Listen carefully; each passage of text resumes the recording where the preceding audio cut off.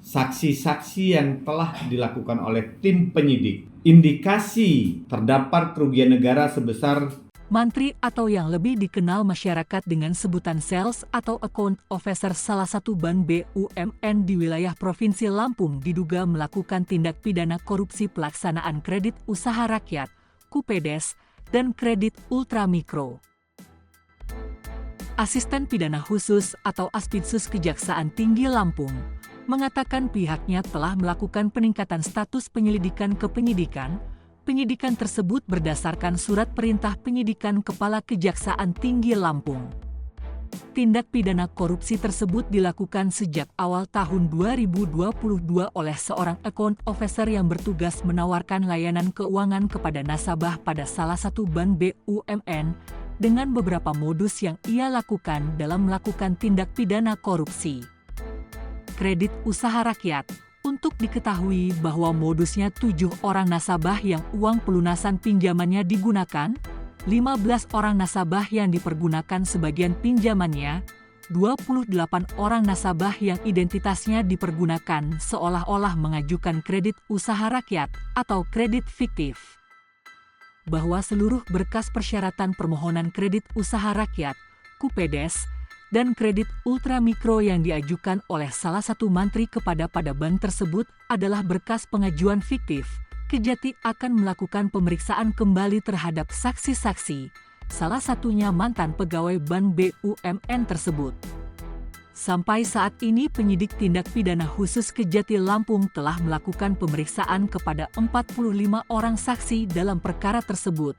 Dari hasil pemeriksaan telah terindikasi terdapat kerugian negara sebesar Rp2.022.151.656. Untuk diketahui bahwa program kredit usaha rakyat merupakan salah satu program pemerintah dalam meningkatkan akses pembiayaan kepada usaha mikro, kecil, dan menengah yang disalurkan melalui lembaga keuangan dan ditunjuk oleh pemerintah atau pihak bank dengan pola penjaminan yang subsidi pemerintah.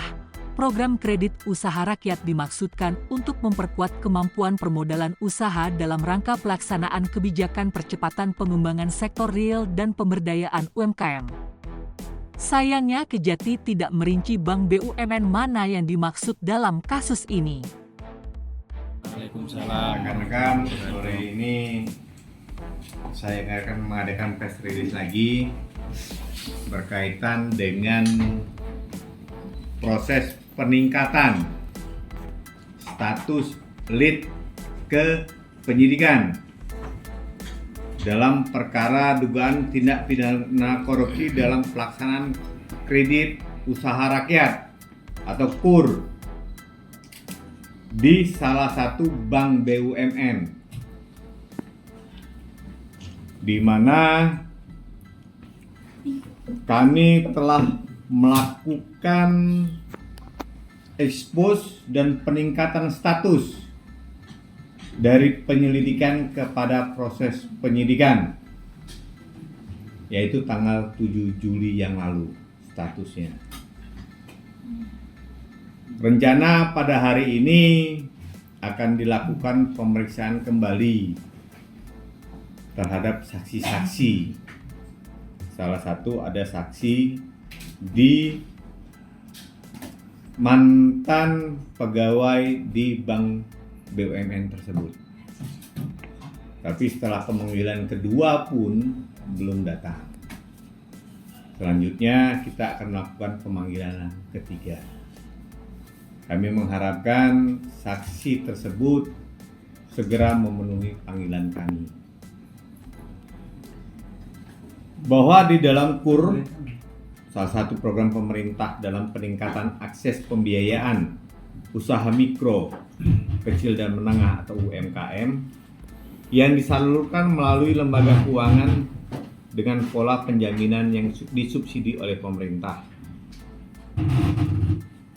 Bahwa di dalam KUR tersebut bermula dari awal tahun 2022 yang dilakukan oleh mantri salah satu bank BUMN tersebut dengan modus kita temukan ada 7 orang nasabah yang uang pelunasan pinjamannya digunakan.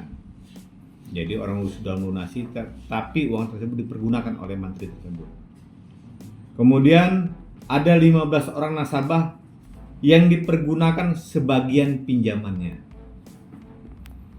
Ada 28 orang nasabah yang identitasnya dipergunakan seolah-olah mengajukan KUR atau kredit fiktif. Bahwa seluruh berkas persyaratan permohonan kredit usaha rakyat atau KUR tersebut yang diajukan oleh salah satu mantri kepada Bank BUMN dengan mengajukan berkas pengajuan fiktif. Dari hasil pemeriksaan saksi-saksi yang telah dilakukan oleh tim penyidik, indikasi terdapat kerugian negara sebesar 2 miliar 22 juta sekian. Cukup besar.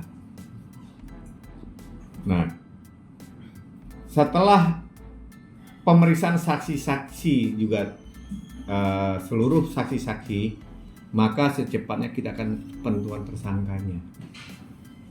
Ya. Inilah yang dapat kami berikan press release di tanggal 20 Juli tahun 2023. Dari Bandar Lampung, Yudi Pratama, Kupas TV melaporkan.